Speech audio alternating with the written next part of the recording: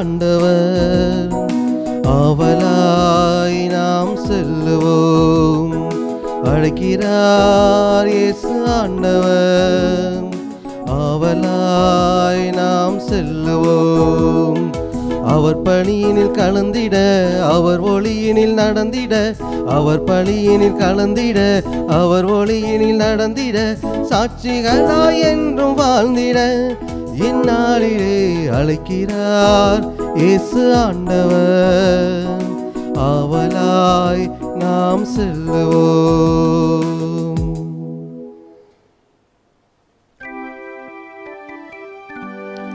தந்தை மகன் தூய ஆவியாரின் பெயராலே ஆமென். நம் ஆண்டவராகிய இயேசு கிறிஸ்துவின் அருளும் கடவுளின் அன்பும் தூய ஆவியாரின் நட்புறவும் உங்கள் அனைவரோடும் இருப்பதாக, ஆன்மாவோடும் இருப்பதாக. அன்புக்குரியவர்களே, பொது காலத்தின் 3ஆம் ஞாயிறு திருப்பலியை இன்று நாம் சிறப்பித்துக் கொண்டிருக்கிறோம். இந்த நாளிலே இறையாட்சி நெருங்கி வந்துவிட்டது, மனம் மாறுங்கள் என்கிற சிந்தனையை இன்றைய வாசகங்கள் நமக்கு விடுக்கின்றன. அன்புக்குரியவர்களே, நாம் வாழ்கிற வாழ்க்கை கிறிஸ்தவ வாழ்க்கையா என்று சிந்தித்து பார்க்க இந்த நாளில் நாம் அழைக்கப்படுகிறோம். நாம் செல்கிற பாதை சரியான பாதையாக இருக்கிறதா? நாம் தவறான பாதையில் பயணித்து கொண்டிருந்தோம் என்று சொன்னால், பாவங்கள் குற்றங்கள் செய்து கொண்டிருந்தோம் என்று சொன்னால், ஆண்டவருடைய வார்த்தையை ஏற்று மனமாறி ஆண்டவருடைய பாதையிலே நாம் பயணிக்க இன்றைய நாள் நமக்கு அழைப்பு விடுக்கிறது. அப்படிப்பட்ட கருத்துக்களுக்காக நம்முடைய மனமாற்றத்திற்காக சிறப்பாக இந்த திருப்பலியில் நம்மையே ஒப்பு கொடுத்து நாம் ஜெபிப்போம். நம்முடைய குடும்பங்களை ஒப்பு கொடுத்து சிறப்பாக மன்றாடுவோம். அன்புமிக்க சகோதர சகோதரிகளே, தூய மறை நிகழ்வுகளை கொண்டாட நாம் தகுதி பெறும் பொருட்டு நம் பாவங்களை ஏற்றுக்கொள்வோம்.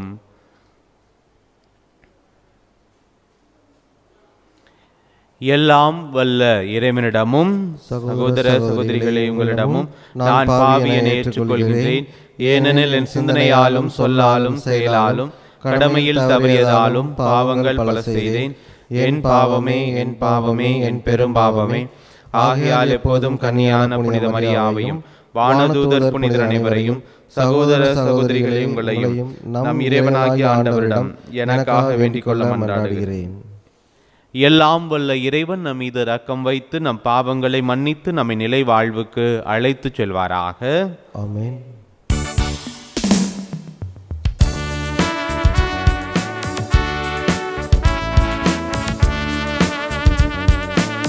ஆண்டவரே இரக்கமாயிரும், ஆண்டவரே இரக்கமாயிரும், கிறிஸ்துவே இரக்கமாயிரும், கிறிஸ்துவே இரக்கமாயிரும், ஆண்டவரே இரக்கமாயிரும், ஆண்டவரே இரக்கமாயிரும்.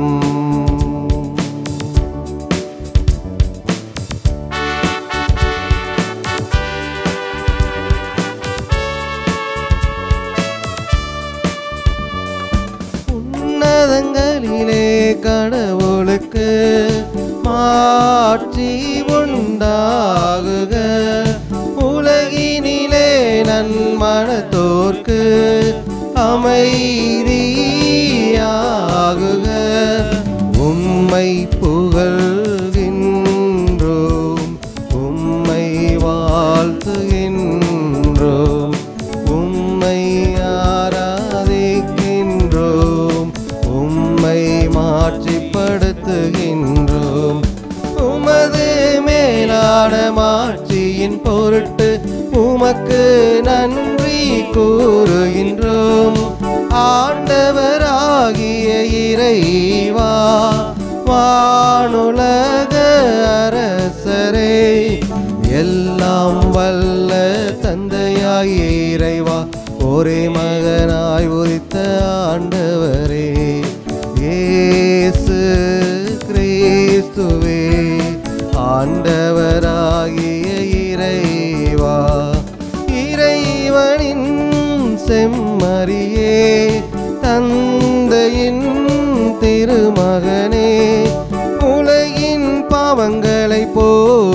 இருப்பவரே எங்கள் மேல் இரக்கமாயிரும்.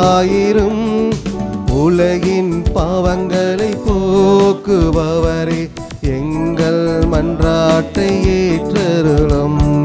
தந்தையின் வலப்பக்கம் வீற்றிருப்பவரே எங்கள் மேல் இரக்கமாயிரும். ஏனெனில் இயேசு கிறிஸ்துவே நீர் ஒருவரே தூயவர், நீர் ஒருவரே ஆண்டவர், நீர் ஒருவரே உன்னதர். தூய ஆவியோடு தந்தையாகிய இறைவனின் மாட்சியில் இருப்பவர் நீரே.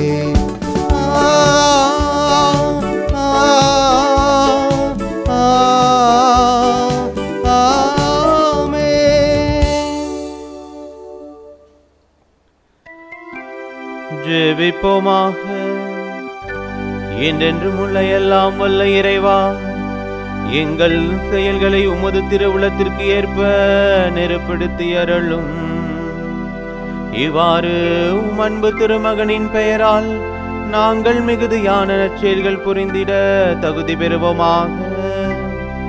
உமோடு தூய ஆவியின் ஒன்றைப்பில் இறைவனாய் என்றென்றும் வாழ்ந்து ஆட்சி செய்கின்ற எங்கள் ஆண்டவராகிய இயேசு கிறிஸ்து வழியாக உம்மை மன்றாடுகின்றோம்.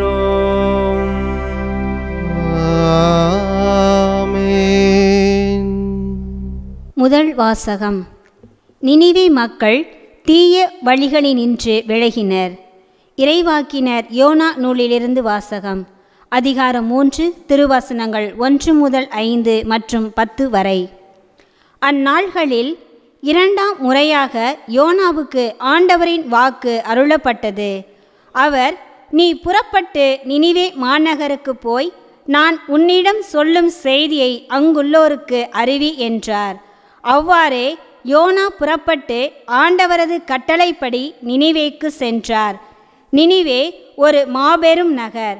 அதை கடக்க 3 நாள் ஆகும்.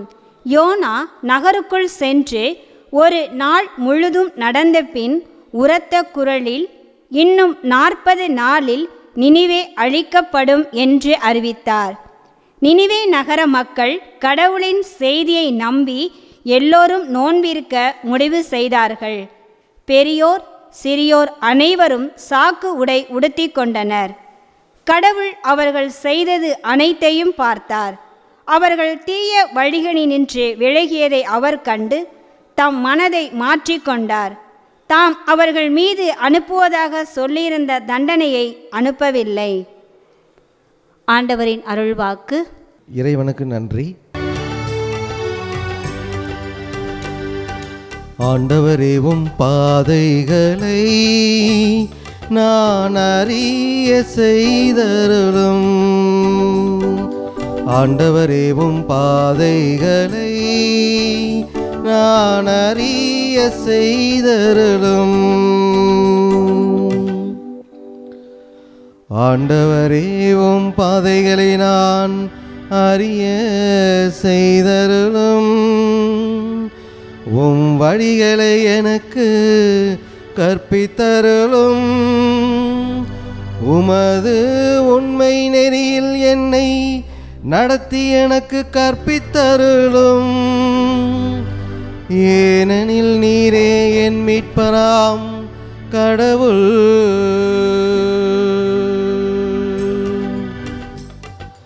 ஆண்டவரே, உம் பாதைகளை நான் அறிய செய்தருளும்.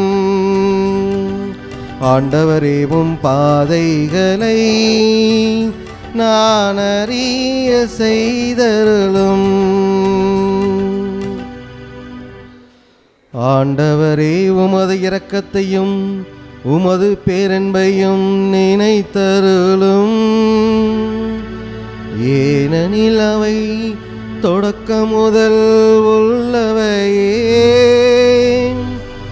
உமது பேரன்பிற்கேற்ப என்னை நினைத்தருளும். ஏனெனில் ஆண்டவரே, நீரே நல்லவர். ஆண்டவரேவும் பாதைகளை நான் அறிய செய்தருளும். ஆண்டவரேவும் பாதைகளை நான் அறிய செய்தருளும். ஆண்டவர் நல்லவர், நேர்மையுள்ளவர். ஆகையால் அவர் பாவிகளுக்கு நல்வழியை கற்பிக்கின்றார். எளியோரை நேரிய வழியில் அவர் நடத்துகின்றார். எளியோர்க்கு தமது வழியை கற்பிக்கின்றார். ஆண்டவரேவும் பாதைகளை நான் அறிய செய்தருளும். ஆண்டவரேவும் பாதைகளை நான் அறிய செய்தருளும். இரண்டாம் வாசகம். இந்த உலகு அமைப்பு கடந்து போகக்கூடியது. திருத்தூதர் பவுல் கொரிந்தியருக்கு எழுதிய முதல் திருமுகத்திலிருந்து வாசகம். அதிகாரம் 7, இறை வார்த்தைகள் 29 முதல் 31 முடிய. அன்பர்களே, நான் சொல்வது இதுவே: இனி உள்ள காலம் குறுகியதே. இனி மனைவி உள்ளவரும் மனைவி இல்லாதவர் போல் இருக்கட்டும். அழுபவர் அழாதவர் போலவும், மகிழ்ச்சியுறுவோர் மகிழ்ச்சி அற்றவர் போலவும், பொருள்களை வாங்குவோர் அவை இல்லாதவர் போலவும் இருக்கட்டும். உலக செல்வத்தை பயன்படுத்துவோர் அவற்றில் முழுமையாக ஈடுபடாதவர் போல் இருக்கட்டும். இவ்வுலகு இப்போது இருப்பது போல் நெடுநாள் இராது. ஆண்டவரின் அருள்வாக்கு. இறைவனுக்கு நன்றி.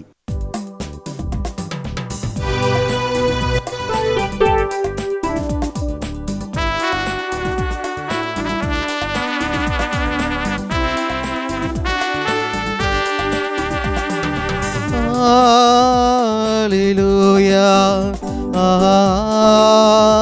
Alleluia,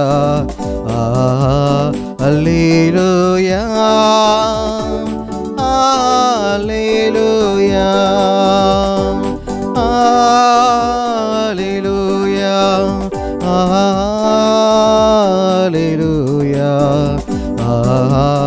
Alleluia, Alleluia. இறையாட்சி நிறங்கி வந்துவிட்டது. மனமாறி நற்செய்தியை நம்புங்கள். அல்லேலூயா, அல்லேலூயா, அல்லேலூயா, அல்லேலூயா, அல்லேலூயா. ஆண்டவர் உங்களோடு இருப்பாராக. உம் ஆன்மாவோடும் இருப்பாராக. மாற்கு எழுதிய தூய நற்செய்தியிலிருந்து வாசகம். ஆண்டவரே, மாட்சி உமக்கே. அதிகாரம் 1, இறை வார்த்தைகள் 14 முதல் 20 முடிய. யோவான் கைது செய்யப்பட்ட பின் கடவுளின் நற்செய்தியை பறைசாற்றிக் கொண்டே இயேசு கலிலேயாவிற்கு வந்தார். காலம் நிறைவேறிவிட்டது, இறையாட்சி நெருங்கி வந்துவிட்டது, மனம் மாறி நற்செய்தியை நம்புங்கள் என்று அவர் கூறினார்.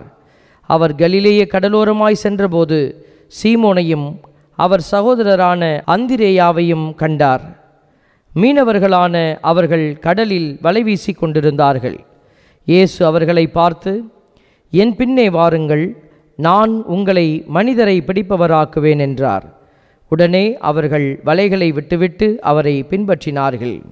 பின்னர் சற்று அப்பால் சென்றபோது செபதேயுவின் மகன் யாக்கோபையும் அவர் சகோதரரான யோவானையும் இயேசு கண்டார். அவர்கள் படகில் வலைகளை பழுது பார்த்து கொண்டிருந்தார்கள். உடனே இயேசு அவர்களையும் அழைத்தார். அவர்களும் தங்கள் தந்தை செபதேயுவை கூலியாள்களோடு படகில் விட்டுவிட்டு அவர் பின் சென்றார்கள். ஆண்டவரின் அருள்வாக்கு.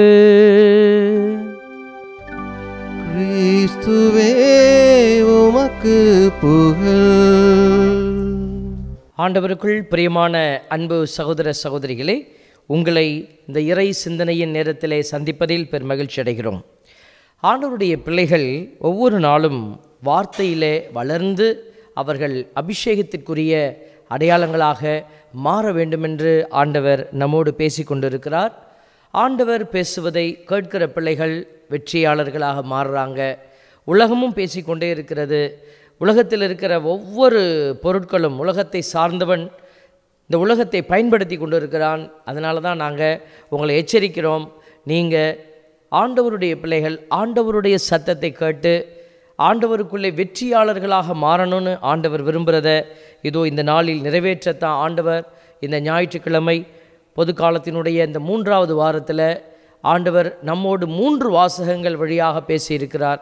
முதல் வாசகம் பழைய ஏற்பாட்டில் யோனாவினுடைய அந்த புத்தகத்திலிருந்து எடுக்கப்பட்டிருக்கிற ஒரு வாசகம். 2வது வாசகம் திருத்துதர் பவுல் கொரிந்தியருக்கு எழுதிய திருமுகத்திலிருந்து வாசகம். 3வது நற்செய்தி வாசகம். ஆண்டவருடைய அந்த மாற்கு நற்செய்தியாளர் கொடுக்கிற வார்த்தைகளை ஆண்டவர் கொடுக்கிற வார்த்தைகளை அவர் கொடுக்கிறார். இப்படி நம்ம ஒவ்வொரு வாசகத்திலிருந்தும் நம்ம ஒரு உண்மையை உணர்ந்து கொள்ள முடியும். இன்றைக்கு ஒரு பொதுவான செய்தியையும் ஆண்டவர் இந்த 3 வாசகங்கள் வழியாக வைக்கிறார். ஆகவே நம்ம என்ன செய்யணும்னு நான் சொல்லி கொண்டிருக்கிறேன். நம்முடைய வாழ்க்கையை ஆண்டவருடைய சத்தத்தை கேட்கிற ஒரு வாழ்க்கை முறையாக மாற்றுவது நல்லது. அது எப்படி ஃபாதர் மாற்றுறது அப்படின்னா, நம்ம ஒன்று செய்கிற போது ஜெபம் செய்து ஆண்டவரே உமக்கு சித்தமாக இருந்தா என்று சொல்லி ஆண்டவருடைய சித்தத்திற்கு உட்பட்டு நீங்கள் செயல்படுத்த வேண்டும். அப்படி செயல்படுத்துகிற போது கடவுள் என்ன செய்வார்? உங்களோட கூட அவர் தன்னுடைய வெளிப்பாட்டை வைக்க ஆரம்பிப்பார். ஏற்கனவே நம்ம பிரசங்கத்தில் சொல்லியிருக்கிறோம், நம்முடைய அந்த எதிர்நோக்கு அப்படிங்கிறது 2 அடையாளங்களை உள்ளடக்கி வைத்திருக்கிறது. எதிர்நோக்குனா என்ன? கண்ணால் காண முடியாத ஒன்றை எதிர்நோக்கி காத்திருக்கிறோம். ஆண்டவர் ஒரு பெரிய மகிமையை வச்சுருக்கிறாரு, நான் இந்த துன்பங்களை எல்லாம் நான் தாங்கி கொண்டு இருக்கிறேன். நிறைய பேர் என்ன செய்கிறோம்? உங்களுடைய நோய்களை தாங்கிட்டு இருக்கிறீங்க. சில பேர் குடும்ப கஷ்டம்னு சொன்னால் ஒரு வார்த்தையில் சொல்லிடலாம். ஆனால் அதனுடைய கஷ்டங்கள் வித்தியாசமாக இருக்கும். ஒரு சில வீட்டில் கணவன் மனைவிக்கு கஷ்டமாக இருப்பாங்க. ஒரு சில வீட்டில் மனைவி கஷ்டமாக இருப்பாங்க கணவனுக்கு. இப்படி அப்போ என்ன செய்யணும்? அவங்க தாங்கி வாழணும். பிள்ளைகள் ஒரு சில வீட்டில் அவங்களுக்கு பாரமாக இருப்பாங்க. அப்போ சில வீடுகளில் பெற்றோர்கள் பாரமாக இருப்பாங்க பிள்ளைகளுக்கு. இப்படிப்பட்ட சூழல் எப்படி இருந்தாலும் எல்லோரும் எங்களை பார்க்குறீங்க, உங்களுக்கு தான் எதுவுமே இல்லை, நீங்கள் தான் சந்தோஷமாக இருக்கிறீங்க அப்படின்னு. எங்களுக்கும் பிரச்சனைகள் இருக்கிறது, எங்களுக்கு கஷ்டங்கள் உண்டு. இப்படி நம்ம வாழக்கூடிய நம்முடைய ஒரு வாழ்க்கை முறையில் இப்போ நாங்கள் குருவாக இருக்கிறோம், எங்களுக்கு மேலே இருக்கிற அதிகாரிகளிடத்தில் எங்களுக்கு சில வருத்தங்கள் இருக்கும், எங்களோட உடன் பயணிக்கிறவர்களோட எங்களுக்கு வருத்தங்கள். அப்போது இந்த சூழலில் நாம் ஆண்டவருடைய பிள்ளைகள் எப்படி இருக்கணும், எப்படி இருப்பாங்க அப்படிங்கிறத ஆண்டவருடைய காரியங்கள் நமக்கு வெளிப்படுத்தி கொண்டே இருக்கிறது. எதிர்நோக்குனா என்ன? இந்த மாதிரி துன்பங்கள் துயரங்கள் வருகிற போதெல்லாம் நாம் என்ன செய்கிறோம்? ஆண்டவருடைய அந்த கிருபையை நம்பின பிள்ளைகளா. எதிர்நோக்கு, ஆண்டவர் கண்ணால் பார்க்க முடியல, நான் இந்த துன்பத்தை ஏற்றுக்கொள்கிறேன். இப்போ நாங்கள் ஒரு குருவாக இருக்கிறது எங்களுக்கு கஷ்டம்தான், அதான் ஏற்றுக்கொள்கிறோம். ஏன்னா ஆண்டவர் ஏதோ எதிர்நோக்கி வைத்திருக்கிறார். அந்த எதிர்நோக்கு கண்ணுக்கு தெரியல, ஆனால் அது உண்மையானது. அது இதயத்திற்கு யோசிக்கிற போது அது நங்கூரம் போன்ற ஒரு அடையாளமாக இருக்குது, பாதுகாப்பானதாக இருக்கிறது. ஆகவே நம்ம என்ன செய்கிறோம்? அந்த எதிர்நோக்கி நோக்கி போயிட்டுருக்குறோம். குழந்தைகளுக்கு அதை தான் நம்ம பயிற்றுவிக்கிறோம். இன்றைக்கி அப்பா அம்மா என்ன செய்கிறாங்க? வேறு தீமையான காரியங்களை பயிற்றுவிக்கிறாங்க. என்ன செய்கிறாங்க? பிள்ளைகளுக்கு ஒரு திரை உலகத்தினுடைய அந்த உலகத்தை காட்டுறாங்க, பொருள் உலகத்தினுடைய உலகத்தை காட்டுறாங்க. அவங்கக்கிட்ட என்ன இருக்குதோ அதை தானே காட்டுவாங்க. அப்போ எதிர்நோக்கு அப்படிங்கிற காரியம், கடவுள் சார்ந்த காரியத்தை உணர முடியாத எத்தனையோ மக்கள் நம் மத்தியில் வாழ்ந்து கொண்டு இருக்கிறாங்க. ஆகவே தான் என் அன்பு பிள்ளைகளே, நற்செய்தி அறிவிப்பு பணி முடிஞ்சிருச்சா அப்படின்னா இன்னும் முடியலை. இப்போ தான் அதிகமாகி கொண்டு இருக்கிறது. இந்த நற்செய்தி அறிவிப்பு பணிக்கான தேவை அதிகமாகி கொண்டு இருக்கிறது. நாம் என்ன செய்யணும்? ஆண்டவருடைய பிள்ளைகள் பயணிக்கணும். நற்செய்தி அறிவிப்பு பணியில் நாமும் ஒரு நல்ல பங்காளர்களாக மாற பயணிக்கணும். ஆண்டவருடைய பிள்ளைகள் எங்களோடு கூட நாங்கள் சொல்லுகிற இந்த வழிமுறைகளை எல்லாம் நீங்கள் அறிந்து செயல்படவும், ஆண்டவருடைய இரக்கத்தை நீங்கள் இன்னும் அதிகம் புரிந்து கொள்ளவும், ஆண்டவருடைய அழைப்பை ஏற்று செயல்படவும் இந்த நாளில் 3 வாசகங்களும் நமக்கு அழைப்பு விடுக்கிறது. பாருங்கள், இந்த முதல் வாசகம் யோனாவினுடைய அந்த நூலில் யோனாவை கடவுள் கூப்பிடுறாரு. அந்த யோனா முதல்ல மறுதளிக்கிறாரு, அப்புறம் போகிறாரு. பாருங்கள், யோனாவினுடைய அழைப்பு. அடுத்தது பார்த்திங்கன்னா மாற்கு நற்செய்தியிலேருந்து வாசிக்கப்படுகிற அந்த நற்செய்தி வாசகத்தில் இயேசு சுவாமி சீடர்களை போய் அழைக்கிறாரு. அதனுடைய ஒரு சாராம்சத்தை பார்க்குறோம். அப்புறம் அன்பர்களே என்று சொல்லி பவுலடியார் என்ன செய்கிறாரு, வாசிக்கிற எல்லாருக்குமே ஒரு அழைப்பை வைக்கிறாரு. இந்த 3 வாசகங்களுடைய அழைப்பை நம்ம உள்ள உணர்ந்து நம்ம என்ன செய்யணும், உணர்ந்து கொள்ளணும். நற்செய்தி அழைப்பு பெறுவோரினுடைய கவனத்திற்கு, இதுதான் இன்றைக்கி நம்மளுடைய மெயின் தலைப்பாக வைக்கிறோம். நற்செய்தி அறிவிப்போரின் கவனத்திற்கு. இப்போ நற்செய்தி அறிவிக்கிறது, அதான் சொன்னேன், யாருடைய வேலை நற்செய்தி அறிவிக்கிறது? இது குருக்களுடைய, கன்னியர்களுடைய அல்லது சிறப்பு ஊழியர்களுடைய அழைப்பாக மட்டும் இருக்குதா அப்படின்னா இல்லை, இது எல்லாருடைய அழைப்பாகவும் இருக்குது. வாலிப பிள்ளைகள், நீங்கள் நினைக்கலாம், நான் என்ன போய் நற்செய்தி அறிவிக்க போகிறேன்? உங்களுக்கு கொடுக்கப்பட்டிருக்கிற சூழல்களில், உங்களுக்கு கொடுக்கப்பட்டிருக்கிற வாய்ப்புகள்லையும் நீங்கள் நற்செய்தி அறிவிக்க முடியும். நீங்கள் நிறைய பேர் அதை உணர முடியாத நிலையில் இருக்கிறது தான் வேதனையாக இருக்கிறது. இந்த உலகம் பாருங்கள், ஒரு விதமான ஒரு மாயைக்குள்ளே கடந்து போய் கொண்டு இருக்கிறது. கண்ணால் காண்பது தான் எல்லாமே. அதை அடைந்தால் போதும், இதை எடுத்தால் போதும், இதை சம்பாதிச்சா போதும், பிள்ளைகளை நம்மளோட டாக்டராக படிக்க வச்சுட்டா போதும், பிள்ளைகளை ஒரு இன்ஜினியராக உயர்த்திட்டா போதும் அப்படிங்கிறது எல்லாமே உலகு சார்ந்த எதிர்நோக்கு. என் அன்பு பிள்ளைகளே, உலகு சார்ந்த எதிர்நோக்கின்படி ஓடுகிற பிள்ளைகள் அவர்கள் வெற்றியடைய முடியாது என்பதைத்தான் இந்த வாசகங்கள் இன்றைக்கி நமக்கு சுட்டி காட்டுது. அதனால தான் சொல்கிறோம், நீங்கள் உலகு சார்ந்த அந்த எதிர்நோக்கு அது தேவையில்லையா, அது கூடாதா, வைக்கக்கூடாதான்னா கண்டிப்பாக வைக்கணும். நம்ம ஒரு இலக்கு இல்லாமல், வாழ்க்கையில் ஒரு நம்பிக்கை இல்லாமல், ஒரு சாதிக்கணுங்கிற ஒரு உணர்வு இல்லாமல் நம்மளால் ஒன்றும் செய்ய முடியாது. ஆனால் நம்ம செய்யக்கூடிய எல்லாவற்றிலும் நம்ம என்ன செய்யணும், கடவுளுடைய மகிமை அடங்கி இருக்கிறதா? இந்த வேலையை நான், இந்த படிப்பை படித்தேன்னா நான் என்ன மாதிரி ஒரு வேலை செய்வேன் கடவுளுக்கு? இதை எல்லாத்தையும் நம்ம பார்க்கணும். நான் இந்த வேலையை பிடிச்சேன்னா, இன்றைக்கி நிறைய பேர் அப்படி தான் யோசிக்கிறாங்க. இந்த பணியை நான் போய் எடுத்தேன்னா எனக்கு நிறையா பணம் கொட்டும். சரி, பணம் கொட்டுது, அப்புறம் என்ன செய்வோம்? பணத்தை வச்சுக்கிட்டு நம்ம ஆளும்படி செய்துடும். பாருங்கள், இப்படிப்பட்ட நான் படித்து பெரிய ஆளாகிடுவேன், பெரிய ஆளாகி 4 பேர் பெருமையாக என்னை பார்ப்பாங்க, அப்போ உலகத்தில் ஒரு அந்தஸ்தில் இருக்கணும்.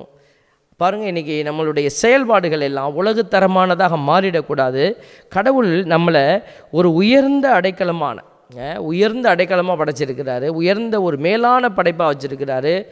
ஜீவராசிகள், விலங்குகள், படைப்புகள், இந்த மாதிரி செடி கொடிகள் எல்லாத்தையும் மத்தியில் நம்ம பார்க்கும்போது கடவுள் மனுஷனை மட்டும்தான் உயர்ந்த ஒரு படைப்பாக படைத்தார். அவருடைய சாயலில் படைத்தார். அப்போ நம்மளுடைய எண்ணங்களும் உயர்ந்து இருக்கணும்னு ஆண்டவர் விரும்புகிறார்.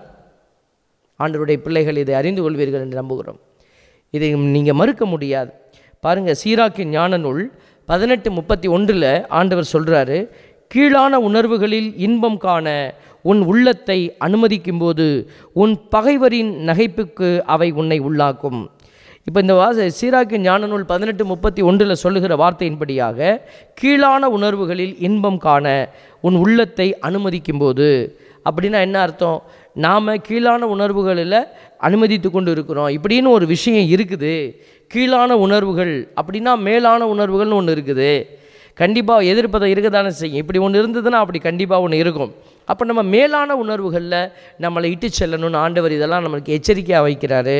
பாருங்கள், ஆண்டவருடைய வார்த்தை 3 யோவான் 1:4 சொல்கிறாரு, என் பிள்ளைகள் உண்மைக்கேற்ப வாழ்ந்து வருகிறார்கள் என கேள்விப்படுவதை விட மேலான ஒரு பெருமகிழ்ச்சி எனக்கு இல்லை.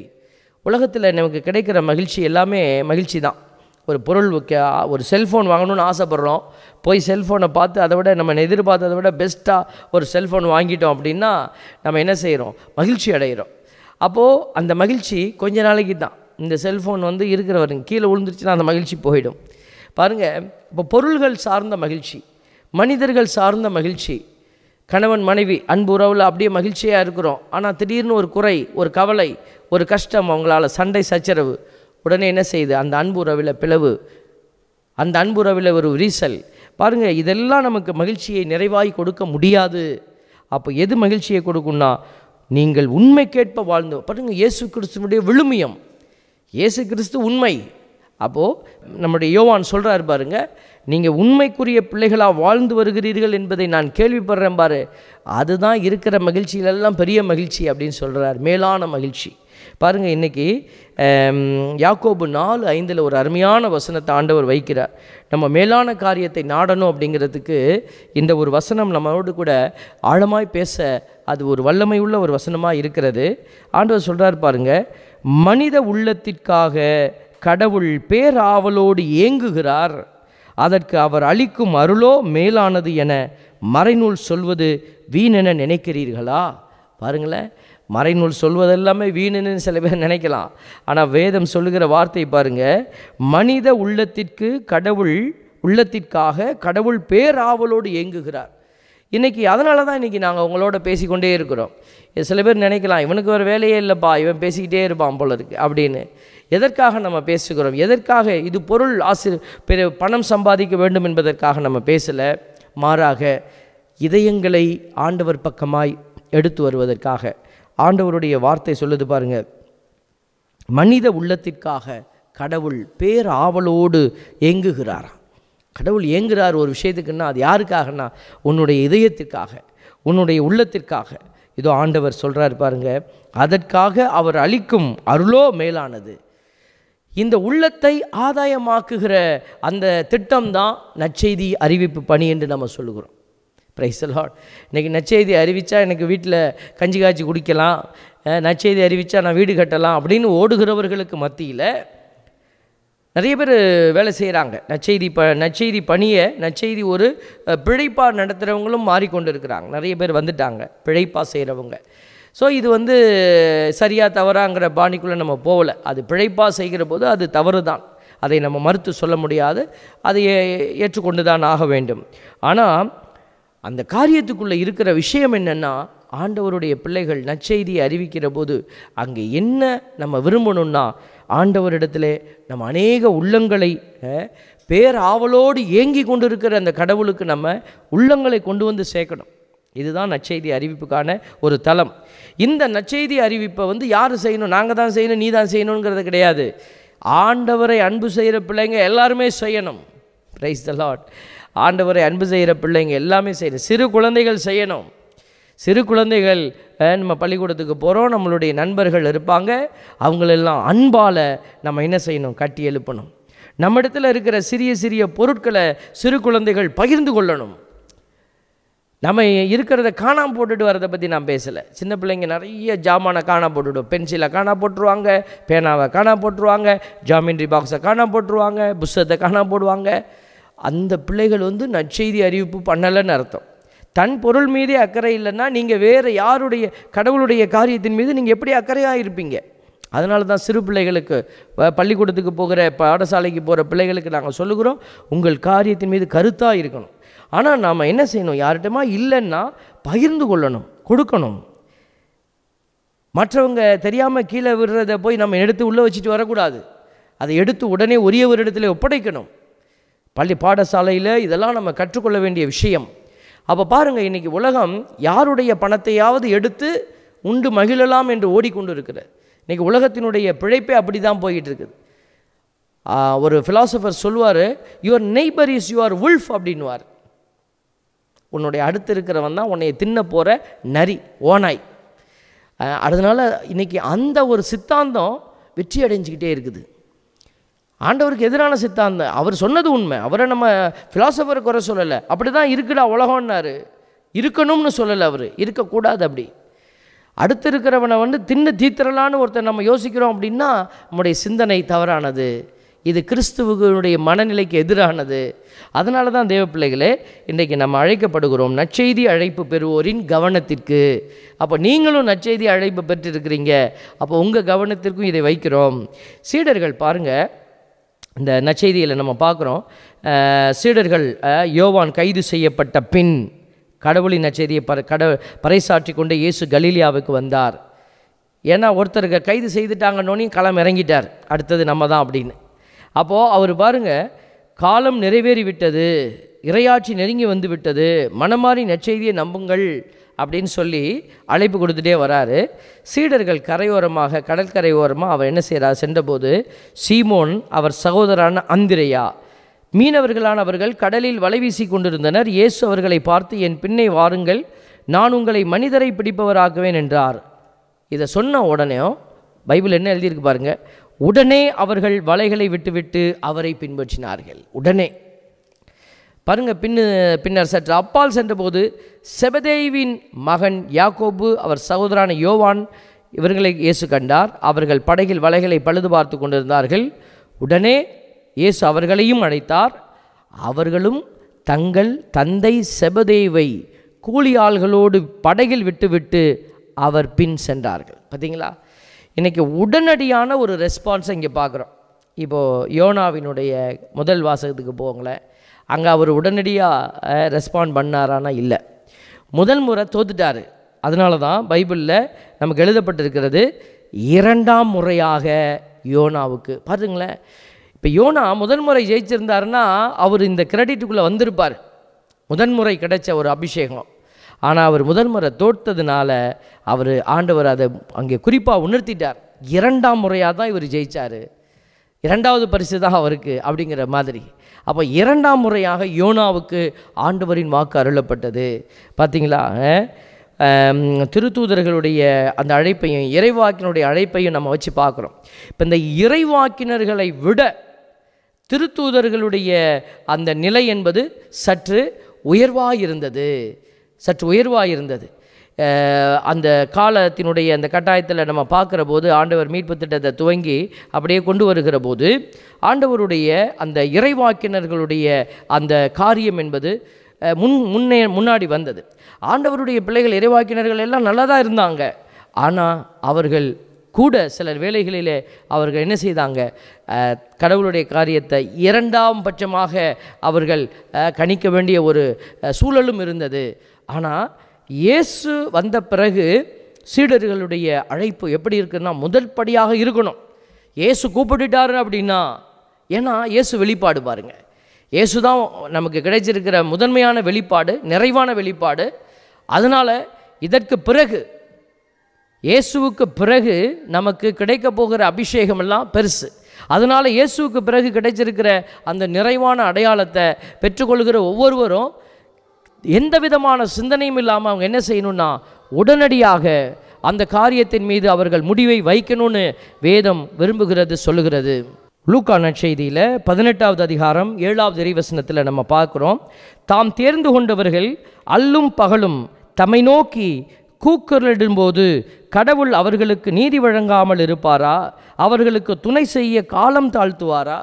பாருங்க, கடவுள் காலம் தாழ்த்தாமல் உடனே பதில் சொல்கிறவர், உடனே நமக்கு இறங்கி வருகிறவர். அப்படி கடவுள் இறங்கி வர்றதுக்கு தயாராக இருக்கிற போது நீ மட்டும் இப்படி யோசிக்கலாமா? நீயும் என்ன செய்யணும், கடவுளுடைய அழைப்பை பெறுகிற போது இது கடவுளுடைய காரியம் என்று உணர்ந்துட்டீங்கன்னா அதை முதன்மையான ஒரு காரியமாக வச்சு பார்க்கணும். ரோமையர் 9:28 காலம் தாழ்த்தாமல் ஆண்டவர் தாம் தீர்மானித்தபடியே நாடு முழுவதிலும் அனைத்தையும் செய்வார் என்றும் எசையா இஸ்ரேல் மக்களை குறித்து கூறியுள்ளார். பாருங்கள், கடவுள் எப்படி செயல்படுவார்னு எழுதப்பட்டிருக்கிறது. அப்போ கடவுள் காலம் தாழ்த்துவதில்லை, அவர் உடனடியாக செயல்படுறாரு. திருத்துதர் பணி 22:16 இனி ஏன் காலம் தாழ்த்த வேண்டும், எழுந்து அவரது திருப்பெயரை அறிக்கையிட்டு உமது பாவங்களிலிருந்து கழுவாய் பெற்று திருமுழுக்கு பெறும் என்றார். பாருங்கள், இனிமே ஏன் காலம் தாழ்த்தாத, உடனே எழுந்துரு, திருமுழுக்கு பெற்றுக்கொள், ஆண்டுடைய வார்த்தை அறிவி. பாருங்கள், இந்த 2வது வாசகம் இன்றைக்கி பார்க்குறோம் பாருங்களேன். இது சொல்லுது, எது உன் முதன்மையானதாக இருக்க வேண்டும். 2 கொரிந்தியர் 8:5 சொல்லப்பட்டிருக்கிறது, நாங்கள் எதிர்பார்த்ததற்கு மேலாக அவர்கள் தங்களை முதன்மையாக ஆண்டவருக்கு அர்ப்பணித்தார்கள். நாங்கள் கடவுளின் திருவுளப்படி செயல்படுவதால் எங்களுக்கும் தங்களை அர்ப்பணித்தார்கள். ஆண்டவருடைய பிள்ளைகள் இந்த லேட்டர் டேஸில் பார்த்தீங்கன்னா இப்படி தான் இருந்தாங்க. அவங்க எல்லாவற்றுக்கும் மேலாக முதன்மையாக ஆண்டவருக்கு அவர்களை அர்ப்பணித்தாங்க, கடவுளுக்கும் கொடுத்தாங்க, ஊழியக்காரனுக்கும் அவங்க முன்னாடி நின்று அவங்கள மகிமைப்படுத்தினாங்க. இன்றைக்கி 2வது வாசகத்தில், அன்பர்களே நான் சொல்வது இதுவே, இனி இருக்கிற காலம் ரொம்ப கம்மி, மனைவி உள்ளவரும் மனைவி இல்லாதவர் போல் இருங்க, அழுபவர் அழாதவர் போல் இருங்க, மகிழ்ச்சியுறுவோர் மகிழ்ச்சி அற்றவர் போல் இருங்க அப்படின்லாம் சொல்லப்பட்டிருக்கிறது. எதுக்காகன்னா, ஆண்டவருடைய இவ்வுலகு இப்போது இருப்பது போல் நெடுநாள் இருக்காது. அதனால் உலகை சார்ந்தவர்களாக இராமல், எது உன்னுடைய முதன்மை, இந்த உலகத்தினுடைய அடையாளமா அல்லது கடவுளுடைய காரியமா? இதை தீர்மானம் செய்யுங்க. இது ஆண்டவர் இன்றைக்கு நமக்கு அழைப்பு விடுக்கிறார். பாருங்கள் முதலில் நம்முடைய திருவெளிப்பாட்டில் நம்ம ஒரு பார்க்குறோம். அதில் ஆண்டவர் சொல்லுவார், முதல்ல இருந்த உன்னுடைய அன்பு என்கிட்ட இல்லைப்பா அப்படின்வார், உன்னுக்கிட்ட இப்போ இல்லை அப்படின்வார். அப்போ நம்ம இன்றைக்கி யோசித்து பார்க்கணும். ஆண்டவர் குறிப்பிட்டு சொல்கிறார், சில சபைகளை குறிப்பிட்டு, ஒவ்வொருவரும் தனிப்பட்ட விதமாக நம்ம யோசித்து பார்க்கணும். எபேசு திருவைக்கு சொல்கிறார் பாருங்க, திருவெளிப்பாடு 2:4, ஆனால் உன்னிடம் நான் காணும் குறை யாதெனில் முதலில் உன்னிடம் விளங்கிய அன்பு இப்போது இல்லை. முதலில் உங்கள்கிட்ட நான் பார்த்த அன்பு இப்போ இல்லை. ஆகையால் நீ என் நிலையிலிருந்து தவறி விழுந்து விட்டாய் என்பதை நினைத்து பார், மனமாறு, முதலில் நீ செய்து வந்த செயல்களை இப்பொழுதும் செய். நீ மனமாற தவறினால் என்ன நடக்கும்? இப்போ யோனாவை கூப்பிட்டார், முதல்ல அவர் மனம் தவறிட்டார், அப்புறம் மனம் மாறி அவர் என்ன செய்கிறாரு?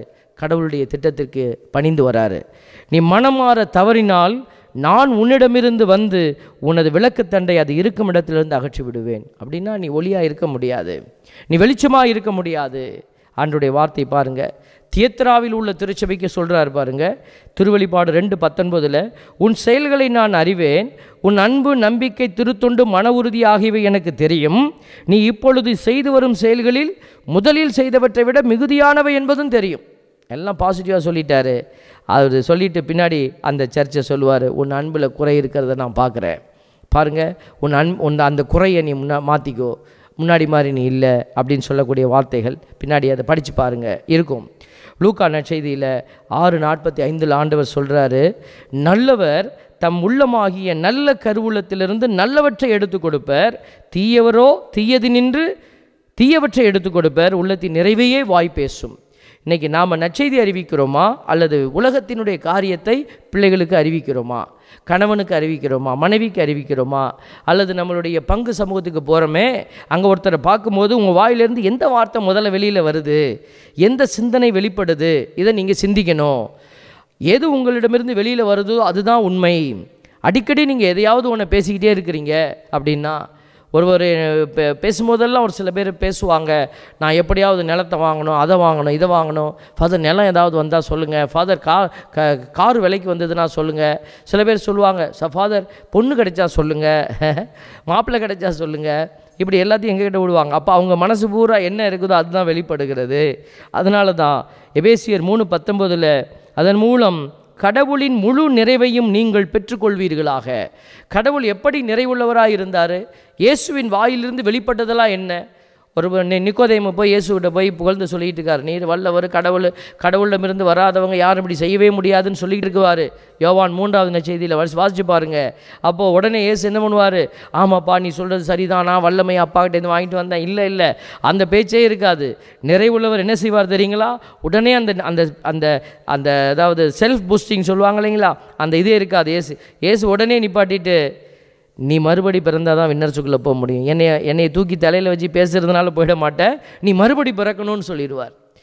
உன் தாயின் சகோதர சகோதரிகளும் வந்திருக்கிறாங்கன்னு சொன்ன உடனே இயேசு அப்படியே அம்மா அப்படின்னு ஓட மாட்டார். அந்த இடத்துல ஒரு உண்மையை சொல்லுவார். வந்திருக்கிறவங்களுக்கு, ஆமாம் எங்கள் அம்மா எங்கள் சகோதரர்கள்லாம் எனக்கு ரொம்ப பிரியமானவங்க அப்படின்னு அவர் அந்த இடத்துல உறவு சார்ந்த நிலையில் விழமாட்டார். அவர் அந்த இடத்துல கூட இயேசு சாமி என்ன சொல்கிறாரு? யார் என் தாய், யார் என் சகோதர சகோதரிகள். பாருங்கள், இதுதான் அவர் வாயிலிருந்து வெளியில் வந்துக்கிட்டே இருந்த நிறைய காரியங்கள்.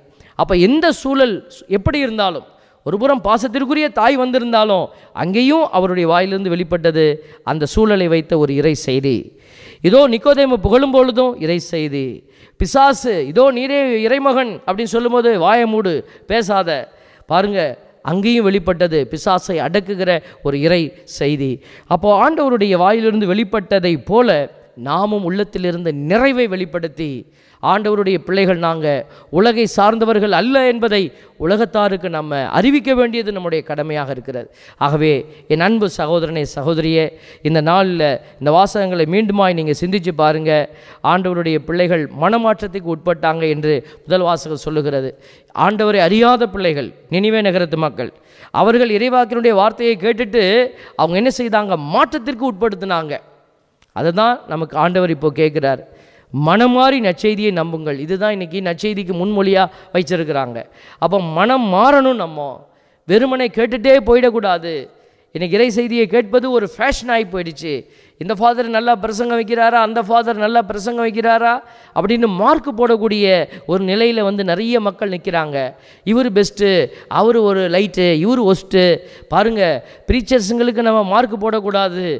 வார்த்தைகளை உள்வாங்கி நமக்கு மார்க் போட்டு நான் எந்த நிலையில் இருக்கிறேன் என்பதை அறிந்து நம்ம மனம் மாறி நற்செய்தியை வாழ்விலும் வார்த்தையிலும் செயலிலும் அறிவிக்கிற நல்ல தலமாக நாம் மாறணும். ஆண்டவர் அப்படிப்பட்ட காரியத்துக்காக நம்மளை அழைத்து கொண்டிருக்கிறார். இந்த அழைப்பை உணர்ந்தவர்களாக இந்த திருப்பலியில் இணைந்து மன்றாடுவோம். ஆமென்.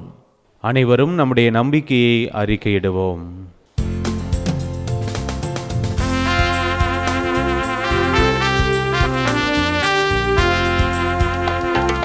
விண்ணையும் மண்ணையும் படைத்தவராம் கடவுள் ஒருவர் இருக்கின்றார். தந்தை மகன் தூய ஆவியராய் ஒன்றாய் வாழ்வோரை நம்புகிறேன். தூய ஆவியின் வல்லமையால் இறைமகன் நமக்காய் மனிதரானார். கன்னி மரியிடம் பிறந்தவராம் இயேசுவை உறுதியாய் நம்புகிறேன். பிலாத்துவின் ஆட்சியில் பாடுபட்டார், சிலுவையில் இறந்து அடக்கப்பட்டார். மூன்றாம் நாளில் உயிர்த்தெழுந்தார், இறப்பின் மீதே வெற்றி கொண்டார். விண்ணகம் வாழும் தந்தையிடம் அரியணை கொண்டு இருக்கின்றார். உலகம் முடியும் காலத்திலே நடுவரை திரும்பவும் வந்திடுவார். தூய ஆவியாரை நம்புகிறேன், பாரினில் அவர் துணை வேண்டுகின்றேன். பாவ மன்னிப்பில் தூய்மை பெற்று பரிகார வாழ்வில் நிலைத்திடுவேன். திரு ஆவை உரைப்பதை நம்புகிறேன், புனிதர்கள் உறவை நம்புகிறேன். உடலின் உயிர்ப்பை நிலை வாழ்வை உறுதியுடனே நம்புகிறேன். ஆமேன், ஆமேன், ஆமேன், ஆமேன்.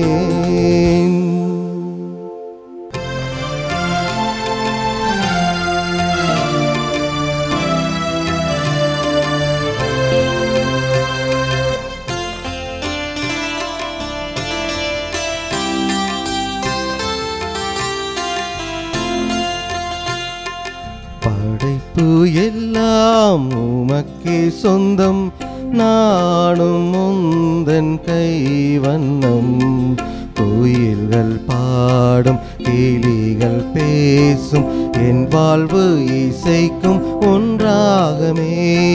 படைப்பு எல்லாம் உனக்கே சொந்தம், நானும் உந்தன் கைவண்ணம். கோயில்கள் பாடும் கிளிகள் பேசும், என் வாழ்வு இசைக்கும் ஒன்றாகமே. அன்புமிக்க சகோதர சகோதரிகளே, என்னுடையதும் உங்களுடையதுமான இப்பலி எல்லாம் உள்ள தந்தையாகிய இறைவனை கேட்டதாகும்படி மன்றாடுங்கள்.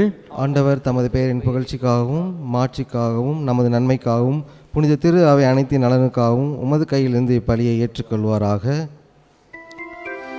ஆண்டவரே, எங்கள் காணிக்கைகளை கனிவுடன் ஏற்றருள உம்மை வேண்டுகின்றோம்.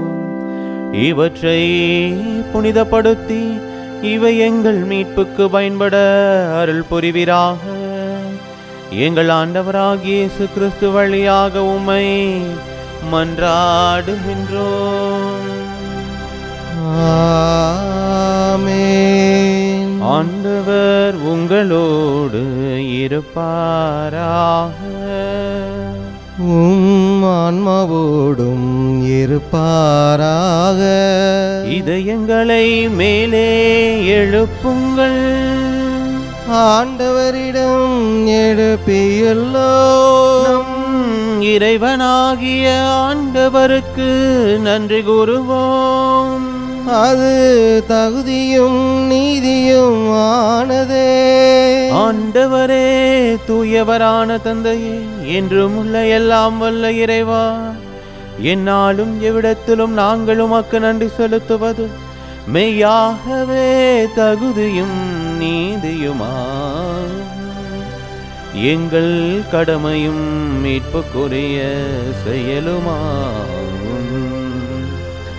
ஏனெனில் எங்கள் புகழுரை உமக்கு தேவையன்று, ஆயினும் நாங்கள் உமக்கு நன்றி செலுத்துவது உமது அருள் கொடையாலேயே. நாங்கள் உம்மை புகழ்ந்துரைப்பது உமது ஆட்சியை மிகுதிப்படுத்தாது எனினும், எங்கள் ஆண்டவராகிய கிறிஸ்து வழியாக நாங்கள் மீட்படைய பயன்படுகின்றது. ஆகவே வானதூதர் திரளோடு ஒன்று சேர்ந்து நாங்களும் உம்மை புகழ்ந்தேத்தி மகிழ்ச்சியுடன் அறிக்கையிட்டு பாடுவதாவது: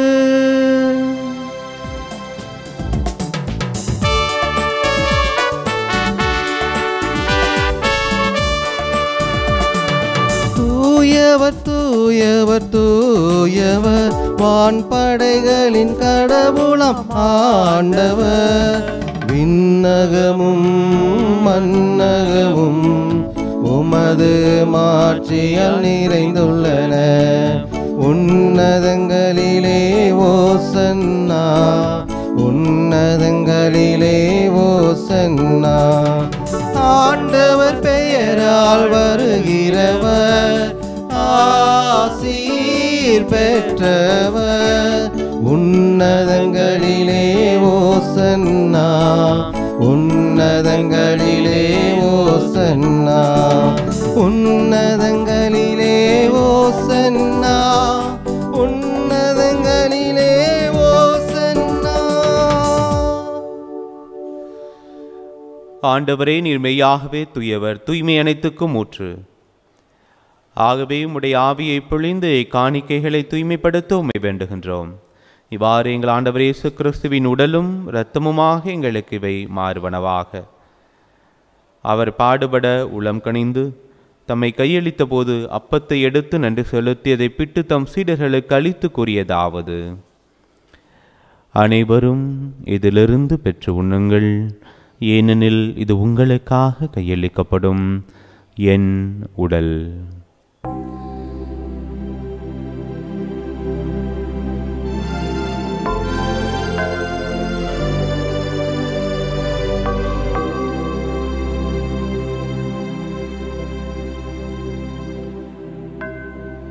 அவனமே இரவு விருந்தை அருந்திய பின் கிண்ணத்தையும் எடுத்து மீண்டும் உமக்கு நன்றி கூறி தம் சீடர்களுக்கு அளித்து அவர் கூறியதாவது: அனைவரும் இதிலிருந்து பெற்று பருகுங்கள், ஏனெனில் இது புதிய நிலையான உடன்படிக்கைக்குரிய இரத்தத்தின் கிண்ணம். இது பாவ மன்னிப்புக்கென்று உங்களுக்காகவும் பலருக்காகவும் சிந்தப்படும். இதை என் நினைவாகச் செய்யுங்கள்.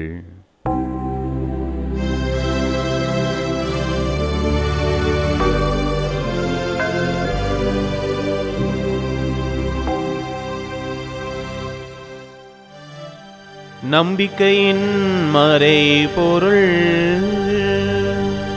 ஆண்டவரே, நீர் வருமளவும் உமது இறப்பினை அறிக்கையிடுகின்றோம், உமது உயிர்ப்பினையும் எடுத்துரைக்கின்றோம். ஆகவே ஆண்டவரே, நாங்கள் கிறிஸ்துவின் இறப்பினையும் உயிர்ப்பினையும் நினைவு கூர்ந்து வாழ்வு தரும் அப்பத்தையும் மீட்பளிக்கும் கிண்ணத்தையும் உமக்கு ஒப்புக் கொடுக்கின்றோம். உம் திருமுன் இன்று உமக்கு ஊழியம் புரிய தகுந்தவர்கள் என எங்களை ஏற்றுக்கொண்டீர். எனவே உமக்கு நன்றி செலுத்துகின்றோம். மேலும் கிறிஸ்துவின் உடலிலும் இரத்தத்திலும் பங்கு கொள்ளும் எங்களை தூய ஆவியார் ஒன்று சேர்க்க வேண்டுமென உம்மை தாழ்மையுடன் மன்றாடுகின்றோம். ஆண்டவரே, உலகெங்கும் பரவியிருக்கும் அது திரு அவையை நினைவு கூர்ந்தருளும். எங்கள் திருத்தந்தை பிரான்சிஸ் எல்லா திருநிலையினராகிய அனைவரோடும் முது திரு அவை அன்பில் நிறைவு பெற செய்தருளும்.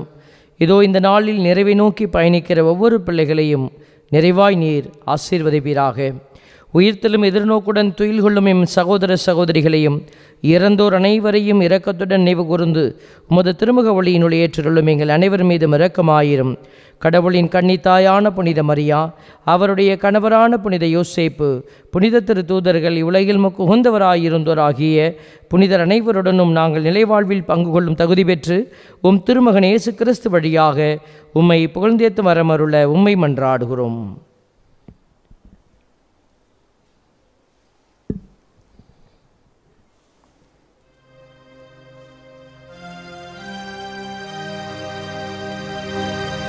இவர் வழியாக இவரோடு இவரில் எல்லாம் வல்ல இறைவனாகிய தந்தையே, தூய ஆவியாரின் ஒன்றிப்பில் எல்லா புகழும் ஆட்சியும் என்றென்றும் உமக்கு உரியதே. ஆமென், ஆமென், ஆமென்.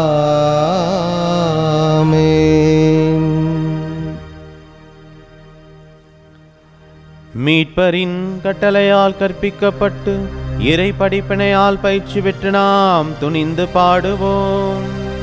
விண்ணுலகில் இருக்கின்ற எங்கள் தந்தையே, உமது பெயர் தூயதென போற்ற பெருக, உமது ஆட்சி வருக, உமது திருவுளம் விண்ணுலகில் நிறைவேறுவது போல மண்ணுலகிலும் நிறைவேறுக. எங்கள் அன்றாட உணவை இன்று எங்களுக்கு தாரும். எங்களுக்கு எதிராக குற்றம் செய்வோரை நாங்கள் மன்னிப்பது போல எங்கள் குற்றங்களை மன்னியும். எங்களை சோதனைக்கு உட்படுத்தாதேயும், தீமையிலிருந்து எங்களை விடுவித்தருளும். ஆண்டவரே, தீமை அனைத்திலிருந்தும் எங்களை விடுவித்து எங்கள் வாழ்நாளில் அமைதியை கனிவுடன் அருள உம்மை மன்றாடுகின்றோம். உமது இரக்கத்தின் உதவியால் நாங்கள் பாவத்திலிருந்து எப்போதும் விடுதலை பெற்று யாதொரு கலக்கமும் இன்றி நலமாயிருப்போமாக. நாங்கள் எதிர்நோக்கி இருக்கும் பேரின்பத்துக்காகவும் எம் மீட்பராகிய இயேசு கிறிஸ்துவின் வருகைக்காகவும் காத்திருக்கின்றோம். ஏனெனில் ஆட்சியும் வல்லமையும் மாட்சியும் என்றென்றும் உமதே. ஆண்டவரே இயேசு கிறிஸ்துவே, அமைதியை உங்களுக்கு விட்டுச் செல்கின்றேன், என் அமைதியை உங்களுக்கு அளிக்கின்றேன் என்றும் திருத்தூதர்களுக்கு மொழிந்தீரே. எங்கள் பாவங்களை பாராமல் முது திரு அவையின் நம்பிக்கையை கண்ணோக்கி முது திருவுள்ளத்திற்கு ஏற்பதற்கு அமைதியும் ஒற்றுமையும் அளித்தருள்வீராக. என்றென்றும் வாழ்ந்து ஆட்சி செய்கின்றவர் நீரே. ஆமென். ஆண்டவருடைய அமைதி உங்கள் அனைவரோடும் என்றும் இருப்பதாக, ஆன்மாவோடும் இருப்பதாக. ஒருவருக்கொருவர் ஆண்டவருடைய அமைதியை மகிழ்ச்சியோடு பகிர்ந்து கொள்வோம்.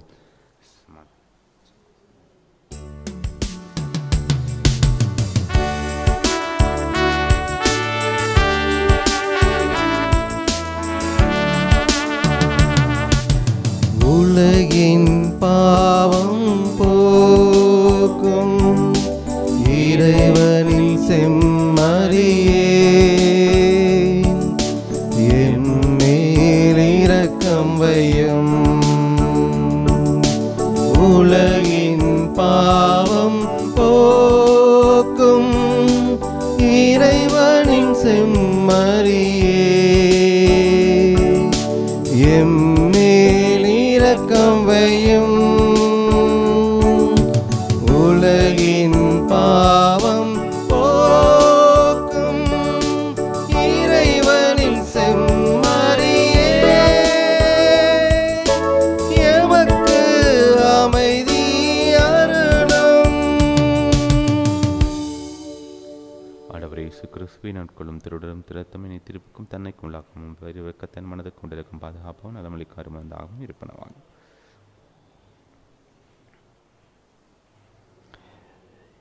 இதோ இறைவனின் செம்மறி, இவரை உலகின் பாவங்களை போக்குபவர். செம்மறியின் விருந்துக்கு அழைக்க பெற்றோர் பேறு பெற்றோர். ஆண்டவரே, நீர் என் இல்லத்தில் எழுந்தருள நான் தகுதியற்றவன். ஆனால் ஒரு வார்த்தை மட்டும் சொல்லியருளும், எனது ஆன்மா நலமடையும். ஆசை திருவிருந்துக்கான மன்றாட்டு.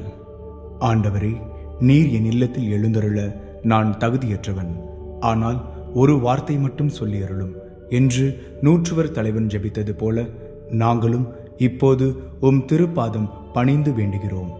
இனிய இயேசுவே, நாங்கள் தகுதியற்றவர்களாய் இருந்தாலும் எங்கள் தகுதியின்மையை பாராமல் நீர் எங்கள் உள்ளங்களில் எழுந்து வாரும். உம் அன்பிலும் அருளிலும் நாங்கள் நிலைத்திருக்க எம்முள் எழுந்து வாரும்.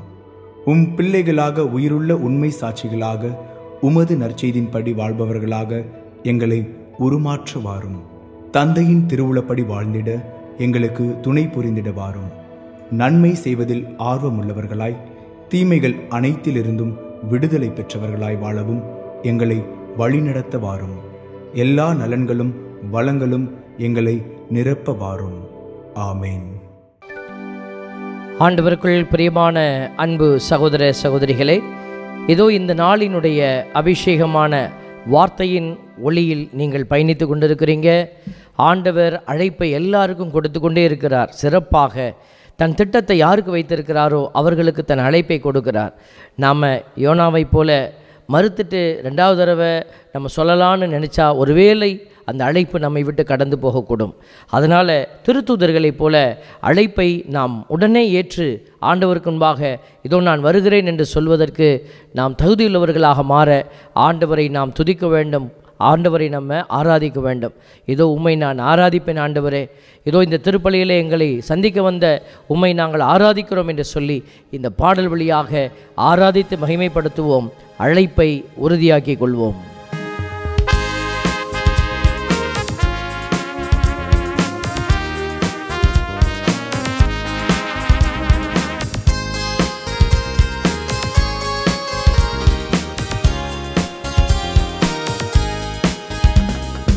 உம்மை ஆராதிப்பேன், உம்மை ஆராதிப்பேன், உம்மை ஆராதிப்பேன், உம்மை ஆராதிப்பேன். என் நாட்கள் முடியும் வரை, என் ஜீவன் பிரியும் வரை, என் சுவாசம் ஒளியும் வரை உம்மையே ஆராதிப்பேன். என் நாட்கள் முடியும் வரை, என் ஜீவன் பிரியும் வரை, என் சுவாசம் ஒளியும் வரை உம்மையே ஆராதிப்பேன். ஆண்டவரே, உம்முடைய பிள்ளைகள் நாங்கள் உம்மை துதிக்கிறோம். ஆண்டவரே, இதோ என்னுடைய ஜீவன் இருக்கிற வரைக்குமாய் இதோ அது ஒளிந்தாலும் கூட என் ஆத்துமா உண்மையே துதிக்கும் என்று விசுவசிக்கிற பிள்ளைகள், ஆசைப்படுகிற பிள்ளைகளுக்கு நீர் உம்முடைய ஆவியின் வல்லமையை வைப்பீராக. இதோ இன்று நீர் கொடுக்கிற அழைத்தலை பிள்ளைகள் ஏற்று வழிநடக்க கிருபை செய்யும் அப்பா.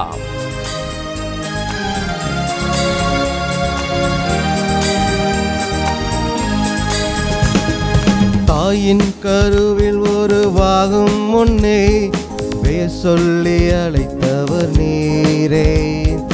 தாயினும் மேலாக அன்பு வைத்து நீர் எனக்காக ஜீவன் தந்தீரே.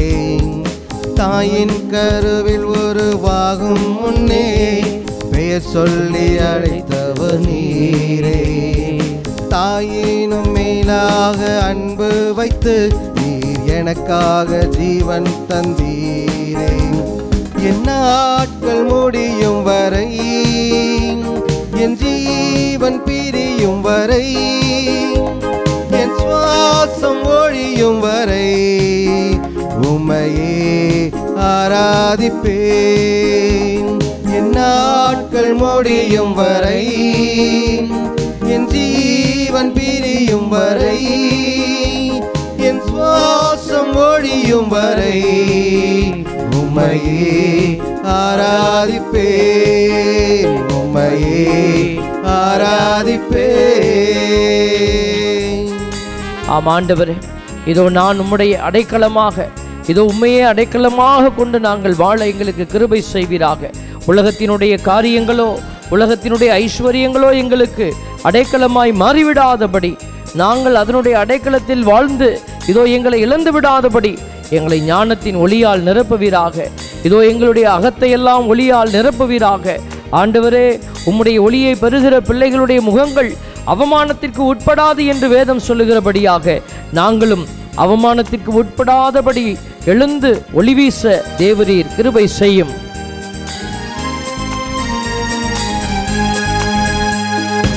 எத்தனை முறை இடறினாலும் அத்தனையும் மன்னித்தீரே. நன்மையும் கிருபையும் தொடர செய்து என்னை மீண்டும் நடக்க வைத்தீரே. எத்தனை முறை இடறினாலும் அத்தனையும் மன்னித்தீரே.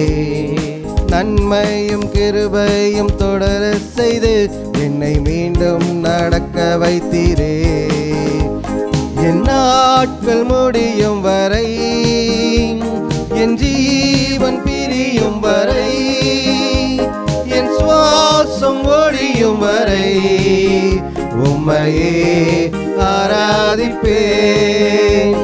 என் நாட்கள் முடியும் வரை, என் ஜீவன் பிரியும் வரை, என் சுவாசம் ஒழியும் வரை உம்மையே ஆராதிப்பேன்.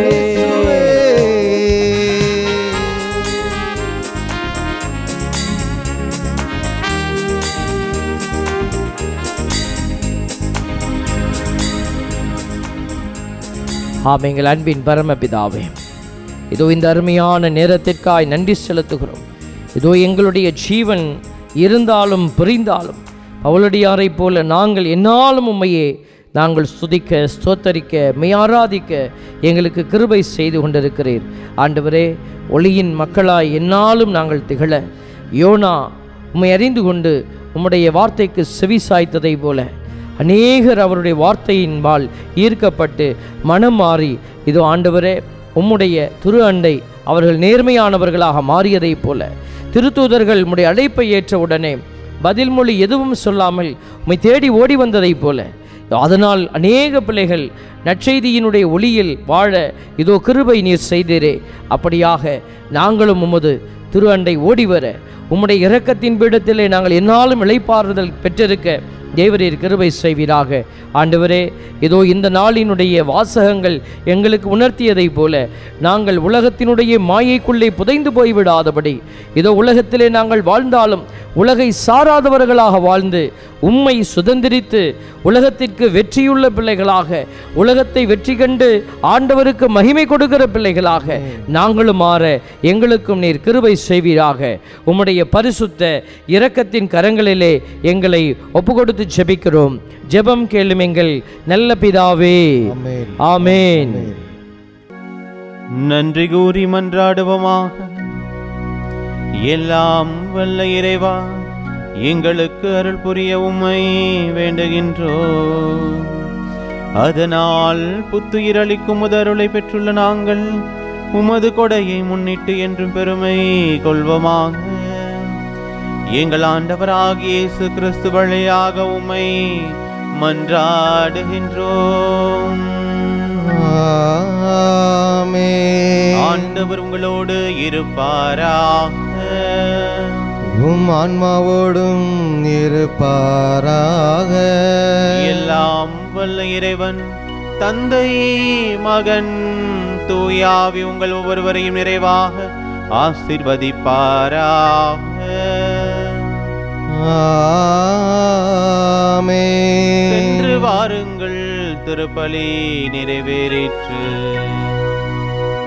இறைவனுக்கு நன்றி.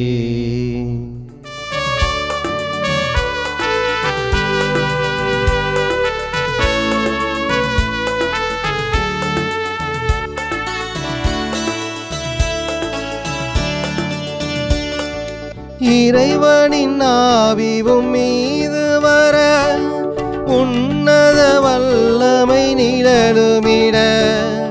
இறைவனின் ஆவிவும் உலகம் மீது வர உன்னத வல்லமை நிழலுமிட இறைமகன் இயேசுவை குழந்தையென இறைமகன் இயேசுவை குழந்தையென உந்தன் உதிரத்தில் சுமந்த கன்னி தாயே வாழ்க மரியே வாழ்க தாயே வாழ்க மரியே வாழ்க தாயே. தந்தை மகன் தூய ஆவியின் பெயராலே ஆமென்.